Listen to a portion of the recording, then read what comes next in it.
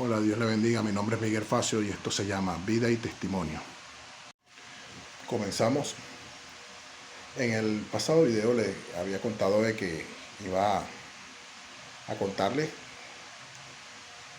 la descendencia, el nombre de mi madre, el nombre de mi padre, de mis hermanos, cuántos hermanos éramos, cuántos hermanos somos. Bueno, y comienzo por mi madre. Mi madre, nacida en el estado Miranda, pero criada entre Maracaibo y Erzulia, Cajaseca, Bogure, porque la descendencia por parte de mi madre, toda la familia de mi madre es de Maracaibo y el estado Zulia. Mi padre, nacido en Italia, pero prácticamente emigrante de la Segunda Guerra Mundial, y bueno, y llegó a Venezuela, se radicó en Maracay, entre Valencia y Maracay, ahí conoce a mi madre, y bueno, y nosotros somos 5 hermanos, eh, 2 varones y 3 hembras, ¿verdad? Mi madre, su nombre Marta Estermina Facio Pirela, cuando estaba casada. Mi padre Carolero Facio Facio. Mi hermana, mi primera, somos 5 hermanos, la mayor es una hembra, llamada Lice Ayarí Facio Pirela. Mi hermano se llama Nelson, el que viene después de ella, el segundo, se llama Nelson Facio Pirela. Después vengo yo, el tercero, y después viene la cuarta, que ella sí es un poquito bastante parecida a mi madre, que se llama Kixi Giuseppina Facio Pirela. Y después viene la última, que no es de padre y madre, sino nada más de madre, con otro señor. Ya mi mamá está divorciada de mi papá, que se llama Junimar del Valle Pirela Pirela, porque ya mi mamá está divorciada de mi papá. Bueno, mi infancia, mi madre fue tremenda madre, mi padre también, pero tuvieron sus problemas ellos personales, ¿verdad? Pero el trato hacia nosotros, general, fue excelente. Tuvimos una infancia bellísima, una adolescencia magistral. En la adolescencia es donde mi padre y mi madre se separan, pero ellos estuvieron prácticamente, fue tan, ¿cómo te digo? Fue tan buena nuestra infancia que eso no nos afectó en nada. En la separación de mi padre y de mi madre, bueno, no nos afectó psicológicamente en nada. Bueno, sí vinieron algunas carencias porque, como les dije, nosotros éramos una clase media baja, ¿verdad? Y había unas posibilidades porque mi papá tenía un hotel y bueno, y cubría todas las necesidades. Al divorciarse mi madre de mi padre, bueno, vinieron estas carencias. Mi madre tuvo que salir y bueno, mi mamá siempre fue una persona trabajadora. Cuando estuvo con mi padre, eh, eh, ese trabajo lo efectuó en el negocio, en el hotel. Pero bueno, ya después que me separé de mi papá, ya ella sale a la calle. Mi mamá era tremenda cocinera y bueno, y empezó a desempeñarse en su profesión, que era la cocina, y sin trabajarle a otros, sino trabajando por su cuenta. Y nos terminó de criar a todos, a los 5. Mi infancia fue una infancia muy bonita, pero ahorita les voy a contar unas anécdotas para que ustedes vean que en ese tiempo, estamos hablando de los años 80, 90, los padres inculcaban los valores en cada uno de sus hijos.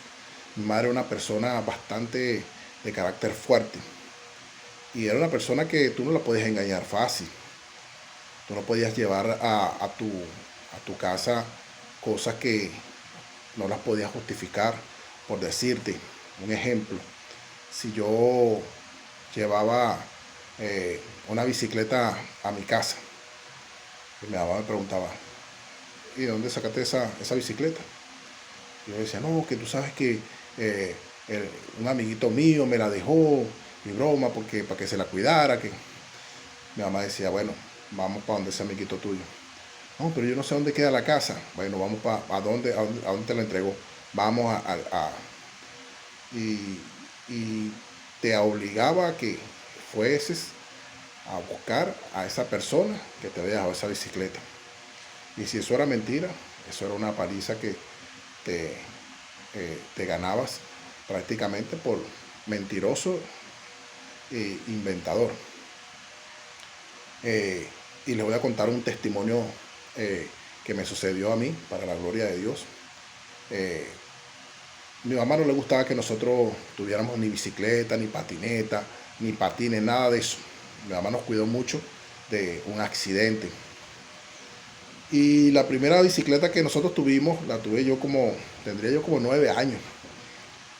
Eh, una persona que hospedaba en el hotel de mi papá. Ese era un hotel de inquilino, así como una vecindad. Y resulta que esta persona le debía un dinero a mi papá y esta persona tenía una bicicleta. En aquel tiempo una bicicleta de una marca muy reconocida en ese tiempo, era una marca muy famosa, se llamaba Shogun. Y bueno, y resulta que el señor una vez, como yo me la pasaba en el hotel de mi papá, y ese señor una vez me dijo, coche, mira, yo tengo una bicicleta, dile a tu papá que te la compre. Que bueno, y entonces él sacó la bicicleta y nosotros empezamos a andar con la bicicleta para allí y para acá. Yo siempre he sido robusto, pues, o sea, he sido gordito. Bueno, y resulta que eh, empezamos a utilizar la bicicleta. Mi papá nos decía, oh, y esa bicicleta, no, ese es el señor del cuarto tal. Bueno, y resulta que el señor habló, oye, mire, compre la bicicleta a los muchachos. Que entonces mi papá le decía, bueno, por mí no hay ningún problema, yo se la puedo comprar, pero es la mamá. Si la mamá no me autoriza, yo no puedo comprarle nada de eso, porque si de repente ellos llegan a tener un accidente en esa bicicleta, wow, la mamá me va a caer a mí, pues. Y bueno, y resulta que estaba esa diatriba, mi mamá venía, entonces mi papá hablaba con ella y ella no quería. Bueno, pero en todo ese tiempo nosotros estuvimos utilizando la bicicleta. Bueno, llegó un momento donde mi mamá dijo, bueno, está bien, pero con supervisión y yo no sé qué broma. Y bueno, y nos compran la bicicleta. Resulta que el primer día que nosotros sacamos la bicicleta, eh, yo no sabía manejar parado, ¿verdad? Y resulta que mi hermano eh, eh, sabía manejar más bicicleta que yo, pues. Y yo agarré y me monté en el asiento, en una de esas que se la quité al hermano mío, y le doblé el tubo del asiento. Bueno, y resulta que el tubo se partió y la bicicleta así en asiento, yo no sabía manejarla así parado. Bueno, y resulta que fuimos a averiguar cuánto valía el tubo del asiento. Y en ese tiempo éramos unos muchachos que no trabajábamos ni nada por el estilo. Y yo recuerdo clarito que el tubo del asiento de hierro valía 8 bolívares y el de aluminio valía 12 bolívares. Bueno, y resulta que, concha, yo me vengo, porque 8 bolívares en aquel entonces eran 8 bolívares. Bueno, para nosotros, pues, que no trabajábamos. Bueno, y resulta que yo me vengo todo afligido con el hermano mío se viene en la bicicleta y yo me vengo todo afligido. Él se vino en la bicicleta y yo me vine a pie. Y resulta que cuando venimos del local, atravesamos una zona que se llama Calicanto, eh, y, y yo venía caminando, y venía una persona delante mío, y yo venía atrás de esa persona. Y yo cuando veo hacia a lo lejos, veo un billete de 20 bolívares.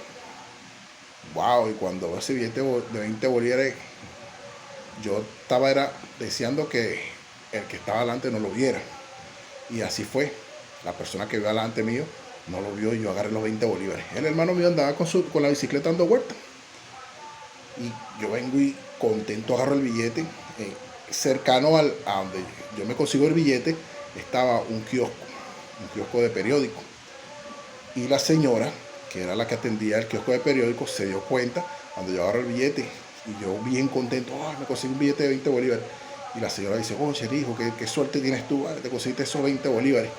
Y yo me voy contento y llamo al hermano mío y le digo, mira, me conseguí estos 20 bolívares. Y el hermano mío dice, ¿En serio que te lo conseguiste? Y yo le digo, claro, me lo conseguí, si quieres, vamos para donde la señora, que la señora vio cuando yo me lo agarré. Y la señora le dice, no, sí, hijo, se lo consiguió él. Qué suerte tiene ese muchacho y broma. Bueno, y resulta y acontece que nos vamos contentos para la casa y broma, a decirle a mi mamá, porque teníamos que decirle a mi mamá, porque no podíamos comprar ese tubo. Y después mi mamá iba a decir, bueno, ¿dónde sacaron ustedes dinero para comprar ese tubo si su papá no le dio nada? Bueno, y nos vamos para la casa y llegamos allá con esa algarabía, contándole a mi papá que nos habíamos conseguido los 20 bolívares, que íbamos a comprar el tubo del asiento. Bueno, y cuando mi mamá llega, que escucha lo que estamos nosotros diciendo, le dice, ¿cómo así que tú te conseguiste 20 bolívares? Sí, mamá, me conseguí 20 bolívares. Ajá, ¿y quién estaba ahí? ¿A dónde te lo conseguiste? Vamos para el sitio donde lo conseguiste. Y entonces yo le digo, no, sí, mamá, vamos. Ahí está una señora que tiene un kiosco y para que usted le pregunte a ella, para que usted vea que sí me lo conseguí. Y bueno, nos fuimos para el kiosco a confirmar mi mamá si verdaderamente yo me había conseguido esos 20 bolívares o se lo había quitado a alguien. ¿Ves? Y cuando llegamos al kiosco, la señora le dijo, no, sí, señora, él se los consiguió ahí, que por cierto yo lo vi cuando él los agarró. Y yo le dije, concha, dijo, qué suerte tienes, te conseguiste 20 bolívares. Bueno, y esa era la enseñanza de ese tiempo. Pero para que ustedes vean todo, con todo y esa enseñanza, pero es bueno dar esa enseñanza. ¿Por qué?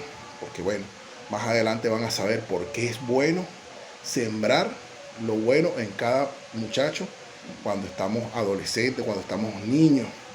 Porque es importante inculcar los valores, los principios, la decencia. Porque es importante. En mi adolescencia sucedió algo bastante bonito. Ahí yo me decido a practicar un deporte. A mí siempre me gustaron los deportes. Siempre me gustaron los deportes de combate. Siempre me gustaron los deportes de combate. El boxeo. Pero vuelvo y le repito, como a mi mamá no le gustaba, o sea, mi mamá siempre hizo todo por protegernos a nosotros de accidentes. Y a mi mamá no le gustaba, nunca le gustó el boxeo. Nunca le gustó el boxeo. Y habían personas que ese hotel, como era como una pensión, había una parte que era como una pensión y otra parte que era un hotel normal. Y ahí siempre había mucha gente y siempre me decían estas personas que eran mayores que yo, muy mayores que yo, personas adultas.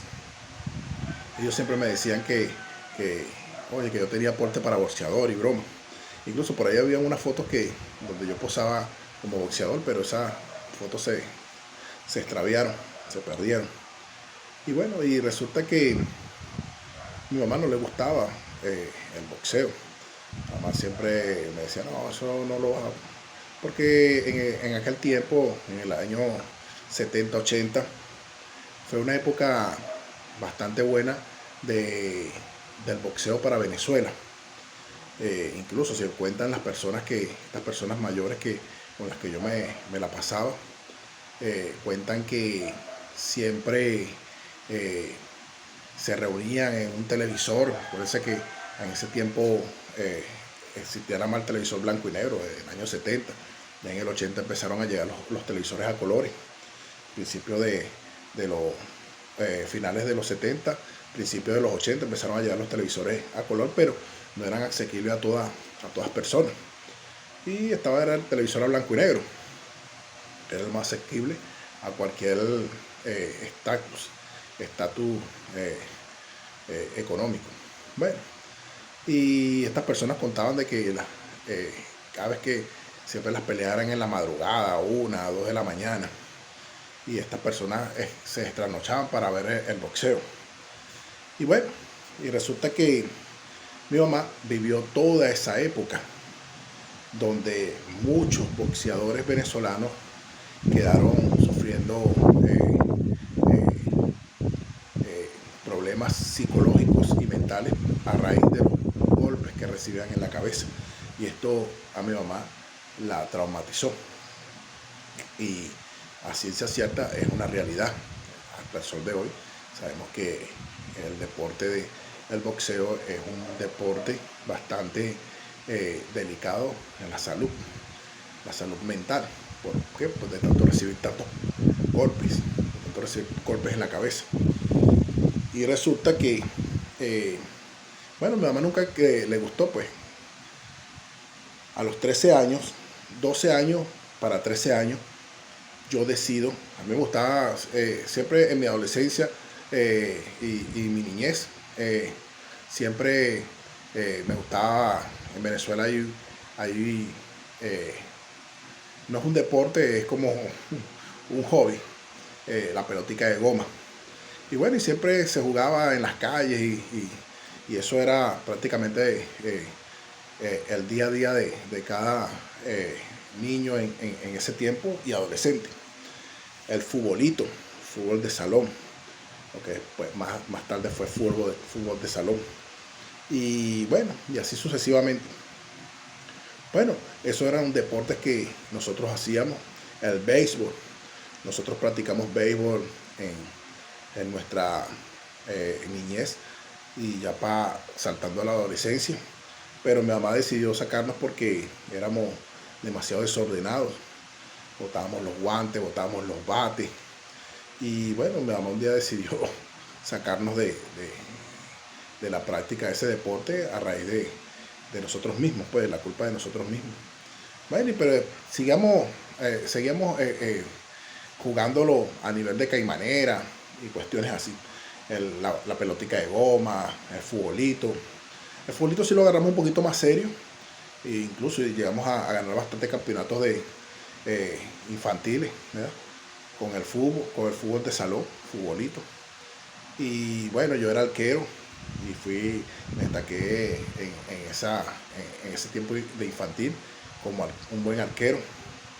Y bueno, resulta que llega el momento donde nos mudamos de Caña de Azúcar, de la urbanización Caña de Azúcar, al barrio de los Olivos Nuevos. Y en ese tiempo, ya yo tenía 13 años y estaba empezando a ver, ¿verdad?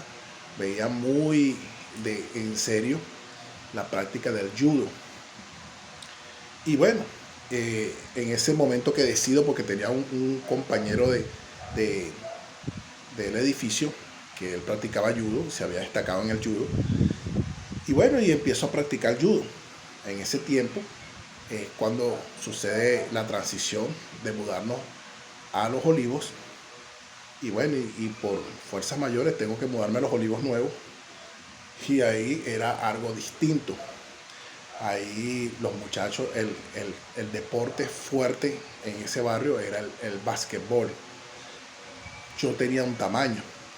Yo medía en ese tiempo 1,86, 1,87. Pesaba 100 y pico de kilos. 130, 135 kilos en ese tiempo.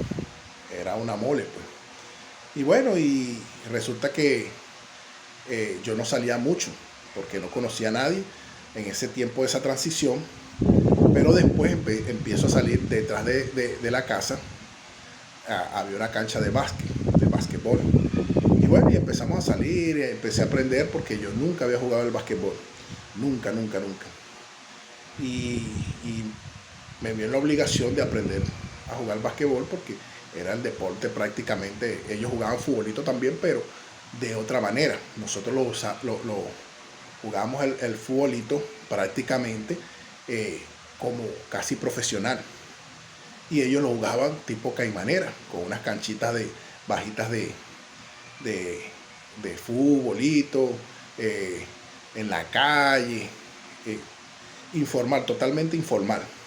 Y nosotros en Caña de Azúcar habían canchas de futbolito, canchas completas, normales de futbolito. Y entonces a mí no me llamó la atención esa manera de jugarlo a tipo caimanera. Bueno, y empecé como que a buscar de empezar a aprender a jugar básquetbol. Y bueno, y ahí empecé a aprender. Un muchacho se interesa en mí porque yo tenía 13 años y yo era infantil. Y las canchas de mini básquet prácticamente yo la clavaba parado. O sea, yo no tenía que hacer mucho esfuerzo para clavarla en una cancha de mini básquet. Y este muchacho se interesó en mí, hombre, y empezó a enseñarme y cuestión, y pertenecía a un equipo del barrio y cuestión. Pero a mí nunca me gustó el básquet. O sea, me gustó en el informal, informalmente, jugando 3x3, cosas así. Pero ya cuando íbamos a una cancha, a un partido de básquet formal, no me gustó. Y lo primero que no me gustó del básquet fue el, el jugar por equipo. Nunca me gustaron los deportes por equipo. ¿Por qué? Bueno, sencillamente porque de repente si tú cometías un error, todo el mundo te quería achacar la pérdida de ese partido a ti porque cometiste un error. Y cosa que nunca me gustó. Y bueno, y ahí empecé como que a buscar otro, otro deporte que me gustase. Y ahí empecé a escudriñar los deportes de combate. Ahí es donde empiezo a ir al polideportivo de Las Delicias y empiezo a ver otras opciones. Estaba el softball, estaba el básquetbol, estaba el voleibol y estaba el estadio el gimnasio de lucha. Y bueno, resulta que una vez yo viendo por aquí, por allá, metiéndome por aquí, para la piscina, para todos lados, yo siempre que salía veía ese porque el gimnasio de lucha queda a mano izquierda, como en un callejón metido. Y yo siempre veía cuando salía, veía ese callejón metido y veía un poco de gente ahí, pero nunca me llamaba la atención de ir para allá, hasta que un día estaba con unos amigos y los amigos míos me dicen, vete, vamos para el gimnasio de lucha. Y yo, ¿el gimnasio de lucha? A ver. Entonces cuando se dirigen hacia ese lado, ese es el gimnasio de lucha, con razón. Ahora yo veía eso por allá metido y bueno, y llegamos ahí y empecé a ver a los muchachos entrenando ahí, cuestión y esto. Y aunque no me llamó la atención mucho, ¿verdad? O sea, lo vi parecido al judo, pero ellos usaban una truza eh, y estaban como semidesnudos. Cuando el judo tú usas un kimono completo. Bueno, y me llamó un poquito la atención, pero no tanto, no me enamoró tanto. Me acuerdo, mi entrenador, Máximo Ortega, se entusiasmó cuando me vio por el tamaño y la corpulencia.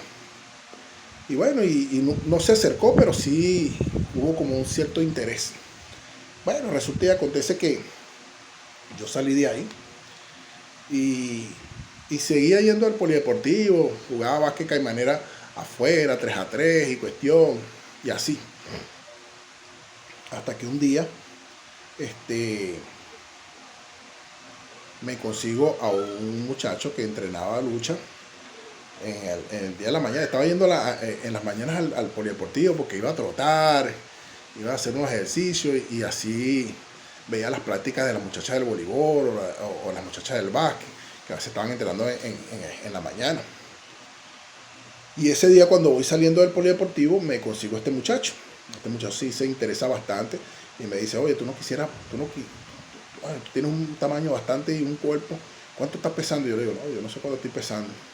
Entonces me dice, vente, vamos para el gimnasio para pesarte y broma. Y bueno, y ahí es donde él se interesa bastante por mí y me pesa y me dice, ónchale,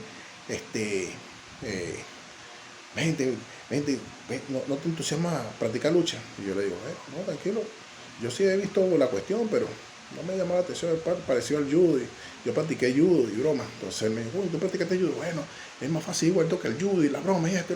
Bueno, y este muchacho me entusiasma y empecé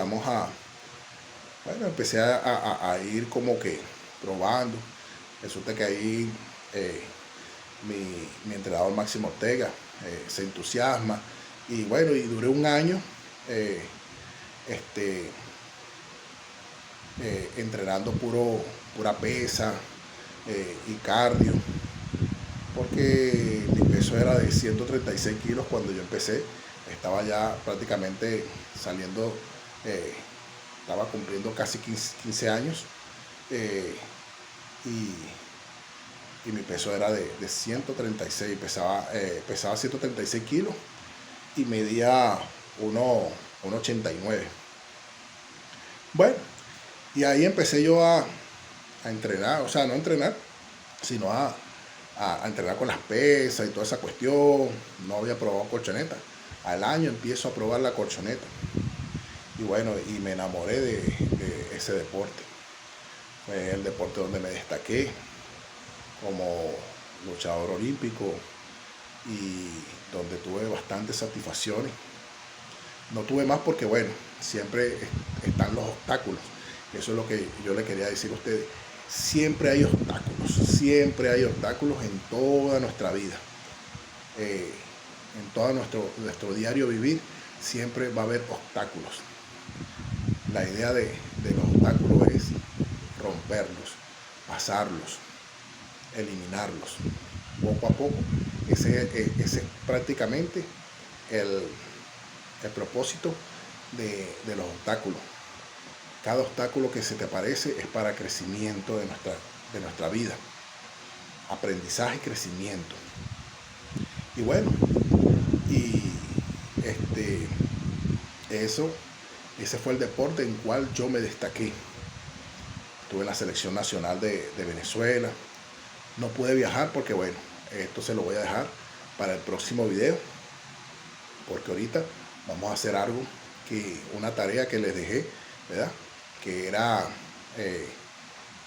en la palabra de Dios. Aquí la tenemos, la Santa Biblia, la palabra de Dios. Y yo les había dejado una tarea en el video anterior de la vida de Abraham.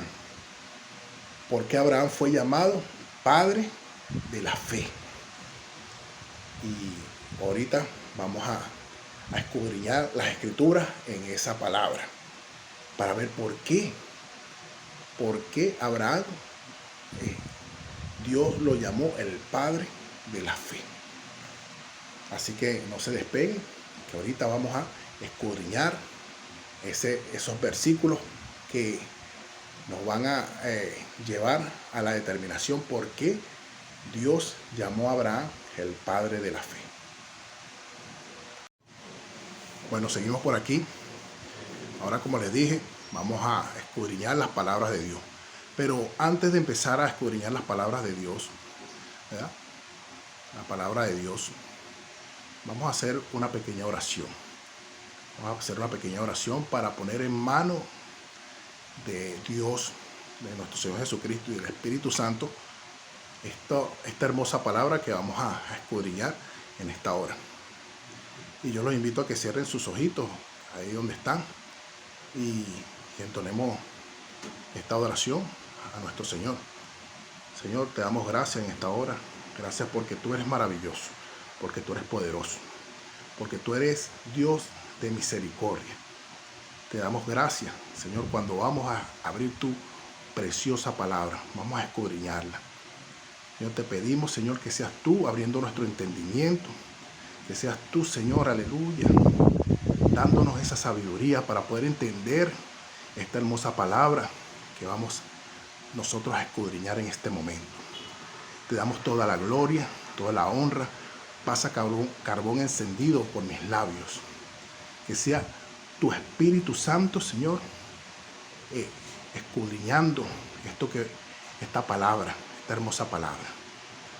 Te damos toda la gloria, toda la honra en el nombre poderoso de nuestro Señor Jesucristo. Amén y amén. Ahora sí, vamos a empezar. Estos versos están en el libro de Génesis, capítulo 12, en adelante. Y me voy a poner estos lentecitos para poder ver mejor la letra. Y el capítulo 12 se llama, tiene llamamiento de Abraham. Abraham en ese tiempo se escribía Abraham, A-B-R-A-M. Pero Dios en este momento le cambia el nombre a Abraham. Le pone Abraham. Y dice de esta manera, leemos bajo la bendición del Padre, del Hijo y del Espíritu Santo. Amén. Pero Jehová había dicho a Abraham: vete de tu tierra y de tu parentela y de la casa de tu padre a la tierra que te mostraré, y haré de ti una nación grande, y te bendeciré y te engrandeceré, y engrandeceré tu nombre, y serás bendición. Amén. Entonces vemos aquí que Dios se le apareció en voz a Abraham y le dijo que se fuera de su parentela a la tierra que él le estaba prometiendo, y que lo iba a bendecir y que iba a engrandecer su nombre. Amén. Este es el versículo que marca ese seudónimo que Dios le puso a Abraham, el padre de la fe. Porque ahora vamos a leer un poquito más abajo que Abraham obedeció sin ningún temblor ni temor. Abraham se fue y hizo caso a lo que Dios le dijo. Dios le dijo, vamos a leer un poquito más abajo. Es bonito que este verso completo, este capítulo completo, lo lean ustedes en su casa, porque esa es la idea de estos videos, de que ustedes agarren una Biblia, ¿verdad?, y puedan leer, confirmarlo ustedes por sus propios ojos. No se guíen por lo que yo les digo. Por eso es que estoy citando el capítulo del libro de Génesis, para que ustedes no crean lo que yo digo. Ustedes hagan la tarea y agarren la Biblia, ¿verdad? Si no tienen una Biblia, compren una Biblia que es bastante económica, ¿verdad? Y ustedes mismos verifiquen, ¿ves? Verifiquen y puedan leer. El verso 4 del capítulo 12 dice de esta manera: leemos bajo la bendición del Padre, del Hijo y del Espíritu Santo. Amén. Y se fue Abraham como Jehová le dijo, y Lot fue con él. Y era Abraham de edad de 75 años cuando salió de Harán. ¿Ve? Abraham hizo caso, obedeció, ¿ve? Obedeció sin saber para dónde iba. Él no sabía para dónde iba. Dios le dijo eso, pero él no sabía para dónde iba. Y no nada más se fue él, y Lot también se fue con él. Lot también se fue con Abraham a la tierra que ya Dios le había dicho que le prometía. ¿Ves?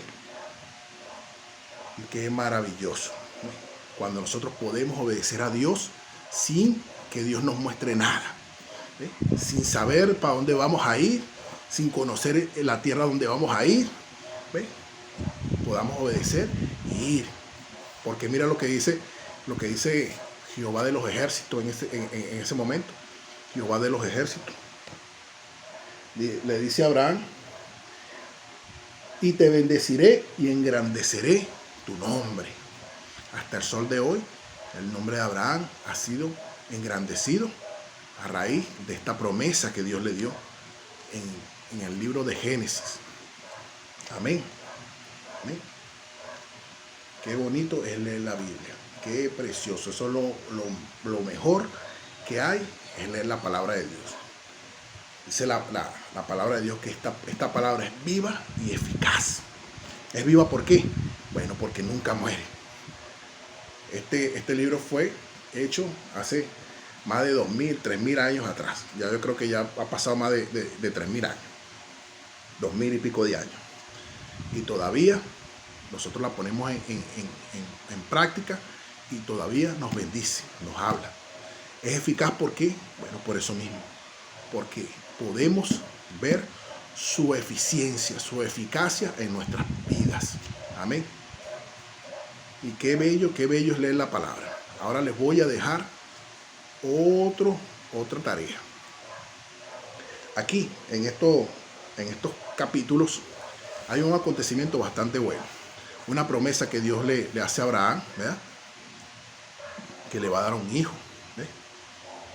Y bueno, hay unos acontecimientos que suceden. Abraham desobedece porque su esposa le dice ya eran muy viejos. Y bueno, y ellos titubearon ahí, bueno, y hubo un problema. Esta desobediencia trajo una consecuencia. Y de eso vamos a hablar en el próximo capítulo de vida y testimonio, ¿verdad? Vamos a hablar de, primero y principal, de la promesa. Y segundo, de la desobediencia y qué nos acarrea cuando nosotros desobedecemos. Acarreamos consecuencias. Cuando nosotros desobedecemos, acarreamos consecuencias. Y de eso vamos a hablar en el próximo capítulo de vida y testimonio. Vamos a hablar de la desobediencia. ¿Qué nos acarrea la desobediencia? Cuando somos desobedientes, pasamos por una serie de dificultades, y no nada más lo vamos a ver aquí en esta historia de Abraham. Lo vamos a ver más adelante en muchas, porque eso se repite en el Antiguo Testamento bastantes veces. La desobediencia, que la desobediencia de Adán y Eva viene acarreando hasta acá abajo, hasta el último capítulo del Antiguo Testamento. Amén. Entonces, eso se lo voy a dejar para el próximo capítulo de vida y testimonio. Bueno, les quiero decir que si les gusta, si les está gustando estos videos, ¿verdad? Bueno, que me apoyen suscribiéndose, dándole manito. Vuelvo y les repito, yo no estoy haciendo esto porque o sea, bueno, todos queremos un beneficio, ¿verdad? Beneficio económico, ¿verdad? Pero yo no lo estoy haciendo por eso. Yo lo estoy haciendo porque Dios me dijo que utilizara esta ventana, ¿verdad? Donde se ven tantas cosas, ¿verdad? YouTube, para bendecir a muchos. ¿Y por dónde se va a bendecir? ¿Por medio de qué? De esta hermosa palabra. La palabra de Dios, la Santa Biblia. Gente que habla tantas cosas por YouTube, tantas cosas, pelea y toda esa cuestión. ¿Por qué no utilizar un medio de comunicación tan extenso como YouTube para llevar las buenas nuevas de salvación, que es nuestro mandato? Llevar las nuevas buenas de salvación a toda criatura. Ese es mi propósito, ¿verdad? De que ustedes puedan leer esta hermosa palabra, el manual espiritual que se hace realidad en nuestras vidas. Y poco a poco van a ir entendiendo por qué les digo que se hace realidad en nuestras vidas, porque el diario vivir de cada uno, tanto peligro que hay en la calle, tanto peligro que hay en cualquier sitio donde tú estás, ¿verdad? Tú no sabes si hoy estamos, mañana no sabemos. Por eso es que es importante aceptar a Jesucristo. Es importante aceptar a Jesucristo en nuestro corazón. A mí no me gusta obligar a nadie, ¿verdad? Yo siempre dejo que el Espíritu Santo haga su trabajo, ¿verdad? Yo hago el mío, así como lo dice la palabra de Dios en el Nuevo Testamento. Dice el apóstol Pablo: yo sembré y Apolo regó, pero el crecimiento lo da Jesucristo, el Señor, por medio de su Espíritu Santo.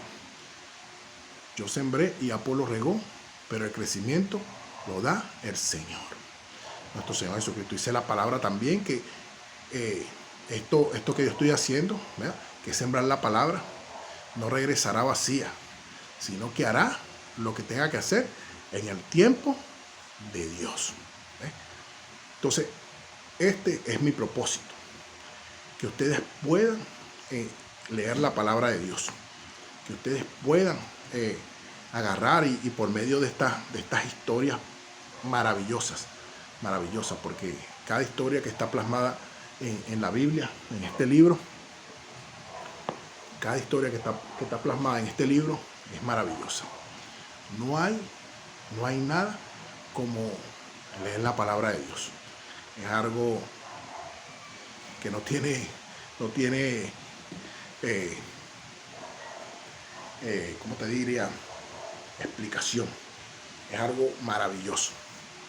Lo más bonito que yo he podido recibir en mi vida ha sido aceptar a Jesucristo y leer ese manual maravilloso. Aquí estoy con mis pequeñines, con mis perritos. Ahí les subí unos videos en estos días de mi perrito. Y bueno, sin más que decirles, los espero en el próximo video. Apoyen si ustedes quieren. Si a ustedes les gusta el contenido, apóyenme. Si a ustedes no les gusta, bueno, no me apoyen. Así de simple. Que Dios les bendiga, que Dios los guarde y los proteja de todo mal. Amén. Amén. Chao.